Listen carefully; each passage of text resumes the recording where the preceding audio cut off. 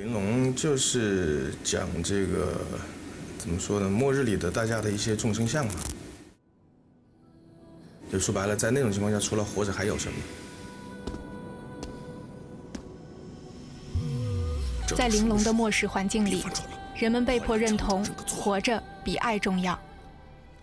男主角马克童年时便亲眼目睹姐姐因为爱而被执行火刑。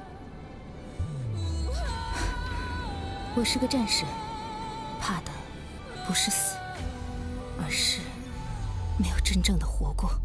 当世界面对死亡，灵魂点燃了微光，那是救赎者的妄想，是末日逼。除了活着，人们还需要什么？我们面对死亡，我轻轻吻你的额头，温热的脸庞。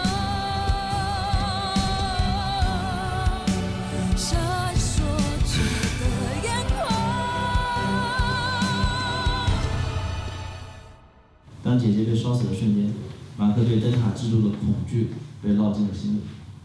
应该不光是恐惧，马克最后看他姐姐那个眼神，应该不是单纯的害怕。对啊，你把那个因果倒过来。找他的这个害怕的核心。对啊，核心不就是这个情感吗？我跟你说，核心就是害怕失去所爱之人，他的行动全部都是一致的。他是怕这个，他不是认同这个。如果他怕这个，我跟你说，马克想的办法是我怎么变得更牛逼，我以后不怕这个政策。我们就算要让观众知道马克害怕什么，我们也要让观众知道马克害怕的是一件很美好的东西。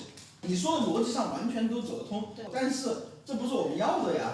不是，就我的意思很简单。一群年轻的编剧在一张白纸上构架起玲珑的世界，并在那个困境重重的世界里一次次逼问人性。就是我跟我的姐姐的一个对吧 ？OK， 那就按照我们说的，不要在这儿光写管好就 OK 了。这样的辩论每天都在上演，对吧？